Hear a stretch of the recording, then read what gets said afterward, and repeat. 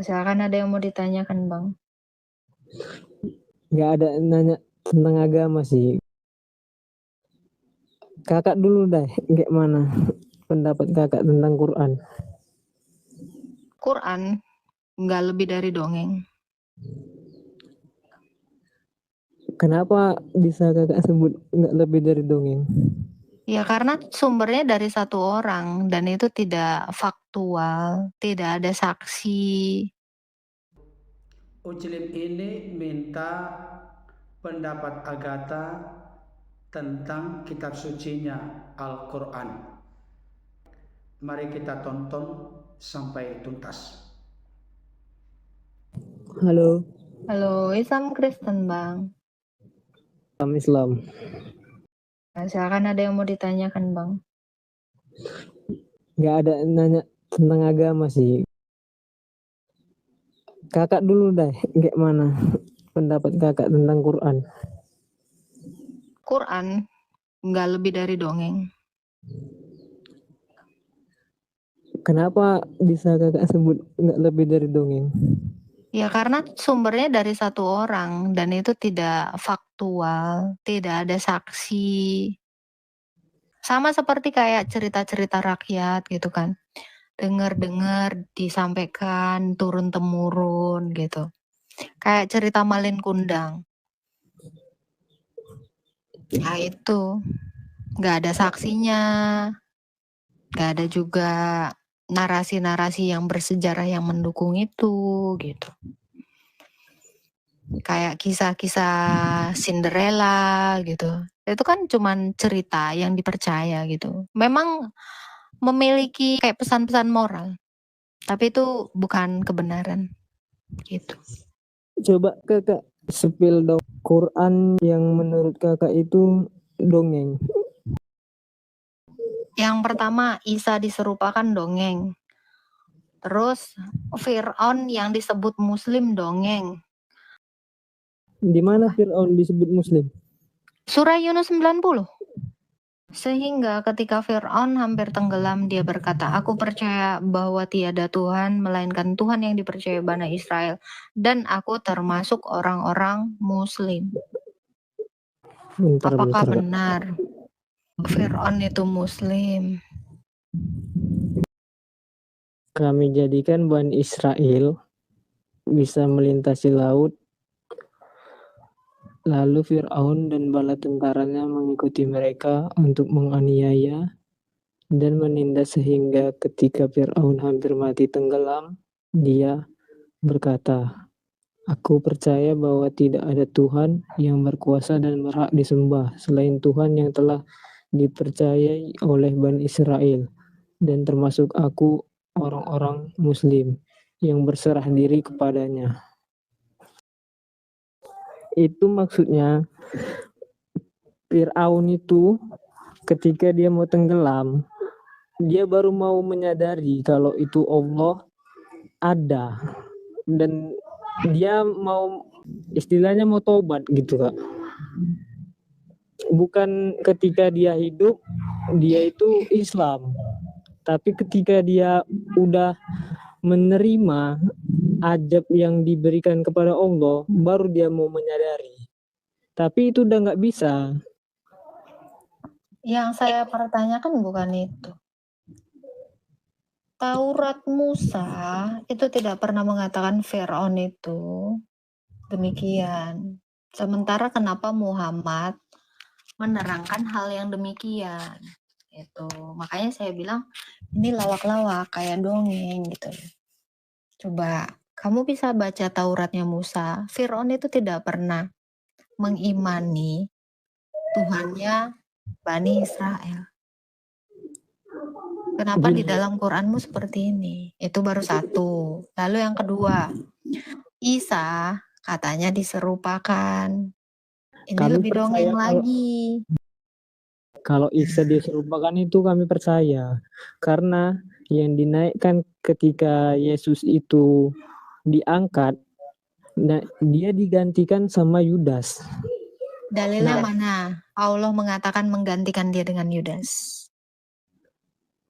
Kami percaya, tapi Nah ini makanya, saya juga percaya kisah Cinderella itu seperti itu, tapi nggak ada saksi, nggak ada bukti, kan gitu.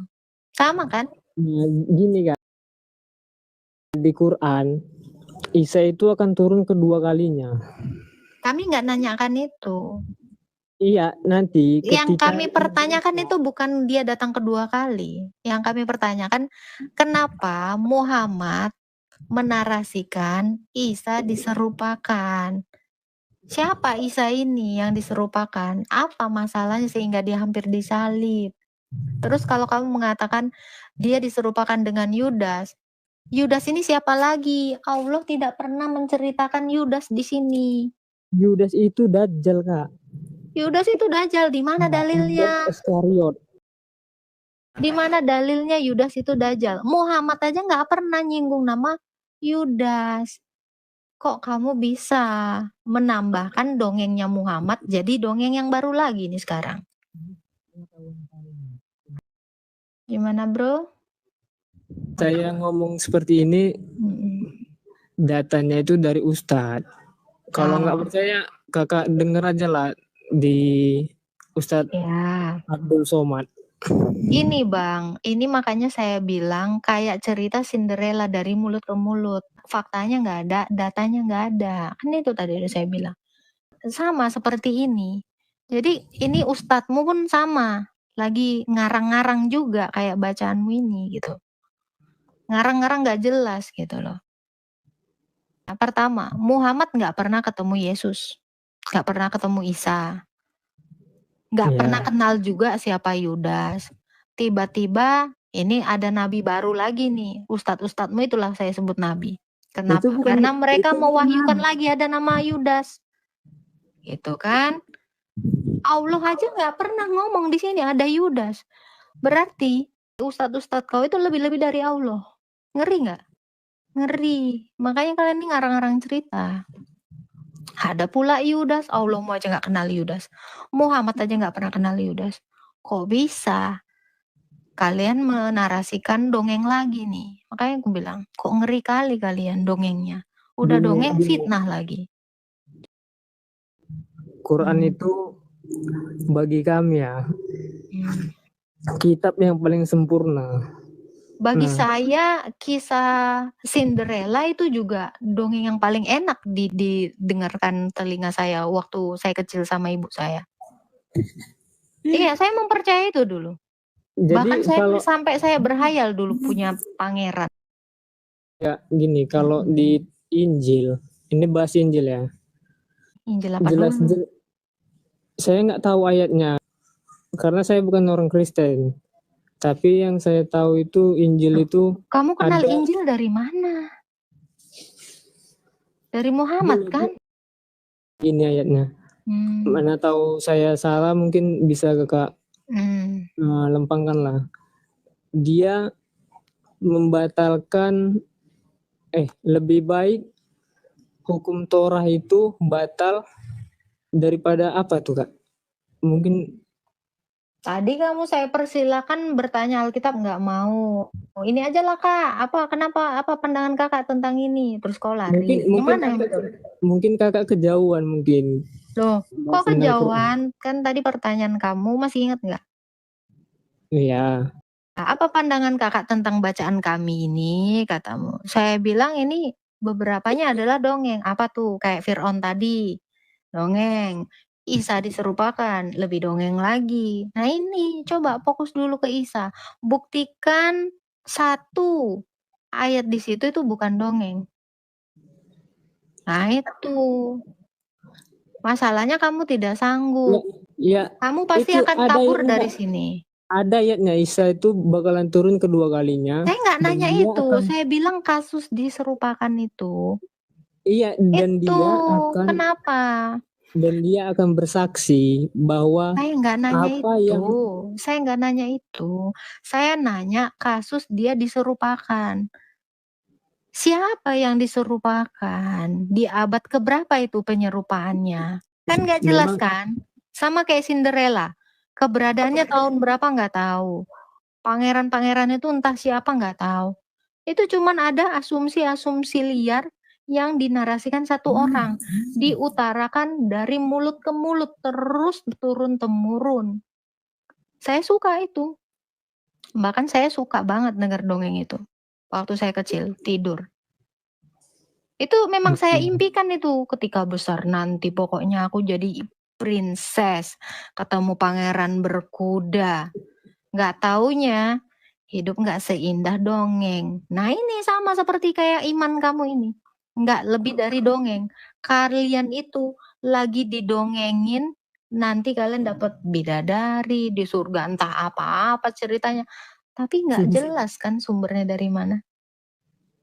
Iya dong, bener kan? Makanya saya bilang, enak emang, enak, di telinga itu indah banget. Bikin tidur, berharap terus, tiap hari makan banyak, supaya apa, cepet gede ketemu pangeran. Tiap hari kalian sholat, supaya apa, nanti dapat bidadari. Tapi itu kan belum fakta. Enak Ya, emang. gini Kak, Cinderella itu juga ada gini Kak, pesan-pesan moralnya gitu loh. gini Kak, Ada gini hal Kak. baik yang bisa ditangkap. Loh, Tapi itu Kak, nggak ada artinya. Kosong. kalau Kakak mau fakta dari ajaran Islam tentang surga itu ada, yang masuk surga itu dapat bidadari, ada sungai yang mengalir di bawahnya. Kakak mati dulu. Ya udah, satu orang yang keluar dari neraka yang beragama Islam siapa? Nggak ada, makanya saya bilang dongeng. Tetapi imannya orang Kristen, ada yang udah bangkit dari mati, siapa? Lazarus. Ada orang yang sudah bangkit dari mati, siapa? Yesus. Maka saya percaya, sorga yang diberitakan Yesus, itu tidak ada 72 bidadari. Karena yang udah keluar dari kematian itu, nggak pernah menarasikan ada bidadari. Kamu mau itu kan, Zaki? Ya mati dulu, udah. Yesus udah buktiin. Lazarus udah buktiin. Masalahnya dari pihak Islam, satu orang pun belum ada yang bisa membuktikan. Itu. Kakak kalau mau tahu mati dulu. Loh, Yesus udah, Lazarus udah. Mereka nggak pernah bilang ada bidadari. Makanya aku bilang itu dongeng. Ngerti kan di sini, Jaki? Dongeng. Coba, Yesus sudah mati, bangkit. Dia nggak pernah bilang ada 72 bidadari. Itu menurut Kakak, itu menurut Kakak Yesus sudah mati. Itu menurut Yesus, menurut orang-orang yang sejaman.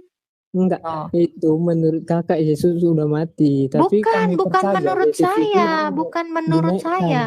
Dengar, bukan menurut saya, itu menurut Matius, Markus, Iya. Lukas, Yohanes, Filipus, Bartolomeus, Matias, Yakobus, banyak orang. Kenapa? Karena mereka semua melihat dengan mata kepala mereka. Nah ini cuman menurut siapa? Isapan jempol satu orang pria Arab yang menikahi anak mantunya sendiri, bekas istri anaknya, Zainab.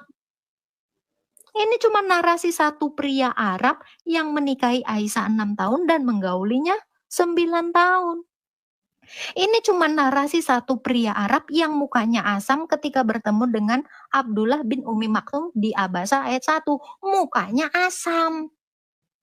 Saya nggak percaya narasi satu orang yang kelakuan yang menjilei kalau saya bilang. Saya lebih percaya sama rasul-rasul itu. Dan mereka hidupnya kudus.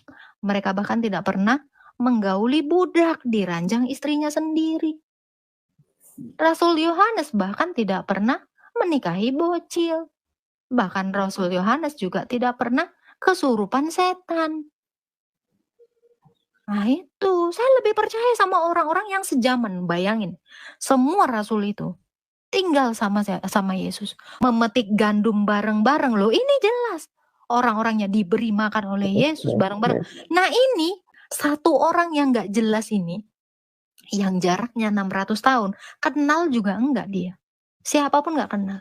Saksinya nggak ada. Yang ngangkat dia jadi nabi malah si Buhairo, orang yang nggak tahu agamanya apa. Ya ini orang yang nggak jelas ini. Dapat wahyu di goa. Waktu malam hari mimpi. Terus kamu beriman sama yang kayak gitu. Makanya kalau kamu tadi mengatakan, "Kak, mati dulu." Yesus udah. Iya, Lazarus udah. Ada 2 yang sudah mati dan bangkit. Ya. itu menurut Nah, Kakak. bukan menurut saya. Itu menurut ajaran Kakak. fakta. Itu ajaran Kakak. Kalau saya buka sejarah gimana? Itu Yang di ajaran luar dari Kakak. Kristen. Bukan ajaran saya. Ada fakta di luar dari Kristen. Namanya Flavius Josephus, namanya Tacitus. Dia menarasikan ada seorang bijaksana. Dia nggak menuhankan Yesus ini. Dia memang mati, disalibkan pada hari Jumat dan bangkit pada hari ketiga. Ini bukan dari iman saya, bahkan di luar dari iman saya. Ini sejalan dengan sejarah. Nah ini, penyerupaan ini, siapa yang mendukung ini? Fakta yang mendukung ini di abad 1. Ada manusia yang diserupakan. Ya ada. Sama seperti Itu firman dari Cinderella. Allah, Kak. Coba Itu sekarang, Quran. ya Quran itu iya, firman dari Cinderella itu Allah. juga dari Allah, kata ibuku waktu dongengin aku itu. Dari mana? Itu kisah Cinderella itu juga dari Allah. Dari Allah. Iya, ibuku juga bilang gitu, "Aku dapat wahyu, Nak. Ini dongengnya, dengarkan, Nak." Makanya kami percaya. Ini benar. Makanya kami akan membayangkan, anak-anak itu akan membayangkan, Cinderella itu cantik, pangeran itu tampan berkuda putih. Itu dia juga dapat wahyu, ibu saya. Itu Kalau dari ditanya mana siapa penulisnya, dari Allah? nggak jelas. Sekarang Jaki saya tanya, penulis surat Al-Baqarah siapa? Penulis itu firman, Kak. Saya yang tanya, disampaikan penulis dari- surat Al-Baqarah sehingga dituliskan, dicetak di sini. Siapa Itu penulis surat Al-Baqarah? awalnya Kakak tahu nggak Quran itu dari Saya tanya penulis surat Al-Baqarah siapa? Nanti saya tanya penulis cerita Cinderella siapa? Nggak ada yang tahu. Coba pastikan ini, siapa penulis surat Al-Baqarah? Jangan sampai kayak Cinderella loh kisahnya. Coba, siapa penulisnya Al-Baqarah? Surah Al-Baqarah itu ditulis siapa? Jangan kayak Cinderella loh, nggak ada penulisnya. Apakah sapi betina? Menulisnya orang-orang yang hafal Quran. Sebutin namanya. Nggak akan tahu. Sampai botak sariawan pun kamu nggak akan temukan ini jawabannya ini. Kenapa? Karena Quran yang di zaman Muhammad aja manuskripnya sampai sekarang ini nggak ada yang tahu. Ini baru keluaran Kairo 1924. Quran di zamannya Muhammad, bahkan di zaman ke para sahabatnya, nggak ada. Kita nggak akan pernah tahu itu. Bagaimana bentukannya, bagaimana mushafnya. Gimana? Sama dong kayak kisah Cinderella. Kisah Cinderella itu banyak di cerita-cerita buku-buku anak SD. Di buku-buku cerita dongeng-dongeng itu banyak. Tapi asal usulnya dari mana diselidiki? Gak tahu. Pokoknya ada aja di Gramedia. Sama kayak ini. Ini juga ada aja di Gramedia. Dari mana nggak tahu. Oke. Mau sholat dulu Kak ya? Oke, siap. Selamat sholat ya. Tadi kita telah menyaksikan diskusi seru antara Agatha dengan seorang Muslim terkait dengan kitab suci Al-Quran. Sebenarnya jelas terlihat Agatha membuat pernyataan supaya saudara kita Muslim ini mengajukan pertanyaan kepada Agatha terkait atau seputar doktrin ajaran dan iman Kristen. Tetapi beliau tidak mempergunakan kesempatan tersebut dengan baik. Justru saudara kita Muslim ini meminta pendapat Agatha terkait dengan kitab sucinya Al-Quran. Agatha pun menjelaskan panjang lebar di tengah-tengah diskusi mereka. Tentu saya tidak akan fokus membahas apa yang mereka diskusikan. Tetapi yang ingin saya tegaskan melalui momen atau kesempatan ini, Alkitab dalam perspektif kekristenan jelas memiliki otoritas tertinggi dalam menentukan sebuah kebenaran. Alkitablah yang dipakai oleh Tuhan atau Roh Kudus menjadi arah dan petunjuk sekaligus kompas dalam kehidupan gereja Tuhan sepanjang sejarah segala abad. Kenapa demikian? Oleh karena dari fakta Alkitab jelas menunjukkan, membuktikan bahwa wahyu yang sempurna itu adalah diutusnya Sang Firman ke tengah-tengah dunia. Itu sebabnya Ibrani 1 ayat 1 sampai 2 jelas berkata, setelah pada zaman dahulu Allah berulang kali dan dalam pelbagai cara berbicara kepada nenek moyang kita dengan perantaraan nabi-nabi, maka pada zaman akhir ini Ia telah berbicara kepada kita dengan perantaraan anaknya yang telah Ia tetapkan sebagai yang berhak menerima segala yang ada. Oleh Dia, maksudnya oleh anaknya, Allah telah menjadikan alam semesta. Jadi dalam iman Kristen, puncak pewahyuan atau penyataan atau apokalipsis Allah adalah turun nuzulnya Sang Firman mengenakan tubuh kemanusiaan. Itu sebabnya dalam perspektif kekristenan, Allah tidak hanya menyatakan kehendak, isi hati, rancangan, dan tujuannya, tapi Allah juga menyatakan dirinya melalui Sang Firman yang telah turun ke tengah-tengah dunia, namanya Yesus Kristus. Jadi Yesus Kristus adalah puncak dari pewahyuan. Sekalipun Alkitab sebagai penyataan Allah, tapi puncaknya tetap di dalam pribadi Yesus Kristus. Sebab Alkitab yang telah dimiliki oleh orang Kristen, gereja Tuhan, orang-orang percaya sepanjang sejarah segala abad adalah berbicara terkait dengan Yesus Kristus. Di perjanjian lama, Yesus Kristus dinubuatkan oleh para nabi. Di perjanjian baru, kehadiran kedatangan Yesus mengenakan tubuh kemanusiaan adalah penggenapan dari nubuatan di dalam perjanjian lama. Saudara, kami meyakini bahwa Alkitab adalah firman Allah. Kenapa demikian? 2 Timotius 3 ayat 16 jelas berkata, segala tulisan yang diilhamkan Allah memang bermanfaat untuk mengajar, untuk menyatakan kesalahan, untuk memperbaiki kelakuan, dan untuk mendidik orang dalam kebenaran. Semua tulisan baik di perjanjian lama maupun perjanjian baru, itu semua diilhamkan oleh Roh Kudus, sehingga kurang lebih 40 penulis Alkitab mampu menuliskannya sesuai dengan apa yang dikenal, diinginkan, dan dikehendaki oleh Allah Sang Pencipta sebagai pemilik firman itu.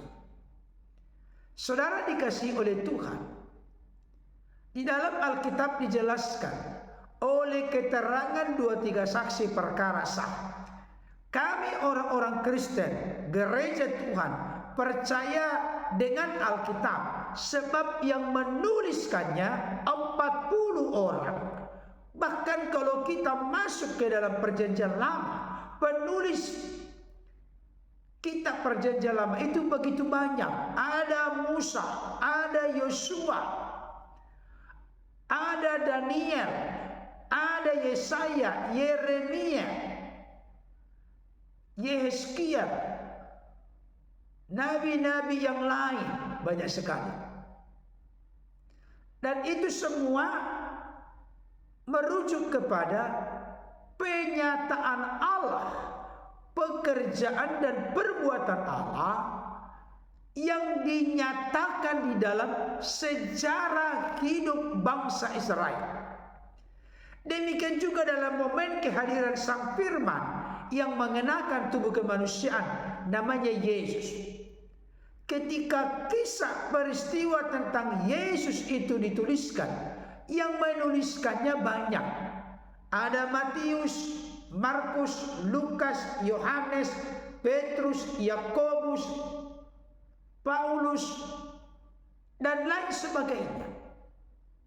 Bapak Ibu Saudara, secara khusus para rasul adalah saksi mata dari firman hidup. 1 Yohanes 1 ayat 1 sampai 4 dikatakan begini. Apa yang telah ada sejak semula, yang telah kami dengar, yang telah kami lihat dengan mata kami, yang telah kami saksikan, dan yang telah kami raba dengan tangan kami tentang firman hidup, itulah yang kami tuliskan kepada kamu. Hidup itu telah dinyatakan dan kami telah melihatnya, dan sekarang kami bersaksi dan memberitakan kepada kamu tentang hidup kekal yang ada bersama-sama dengan Bapa dan yang telah dinyatakan kepada kami. Apa yang telah kami lihat dan yang telah kami dengar itu kami beritakan kepada kamu juga, supaya kamu pun beroleh persekutuan dengan kami. Dan persekutuan kami adalah persekutuan dengan Bapa dan dengan anaknya Yesus Kristus. Dan semuanya ini kami tuliskan kepada kamu, supaya sukacita kami menjadi sempurna. Jadi Yohanes bersama dengan para rasul yang lain adalah saksi mata dari firman hidup. Dari seluruh sepak terjang pelayanan Yesus, pengajarannya, mujizatnya, banyak yang menyaksikan secara khusus murid-murid yang selalu bersama dengan Yesus. Jadi ketika mereka ini menuliskan Alkitab, kami tidak ragu seujung rambut pun, kami tidak ragu sedikit pun, karena mereka adalah saksi mata dari peristiwa yang terjadi terkait dengan kelahiran Yesus, pelayanan Yesus, kematian Yesus, penguburan Yesus, kebangkitan Yesus, bahkan sampai kepada kenaikannya ke sorga.